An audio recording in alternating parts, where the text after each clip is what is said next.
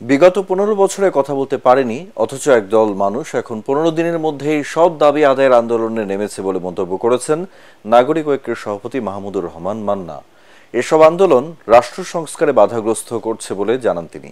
সন্ধ্যায় রাজধানীতে এক সভায় মান্না বলেন, শেখ হাসিনা ইচ্ছেমতো সংবিধান পরিবর্তন করে নিজের হাতে সব ক্ষমতা রেখেছিলেন।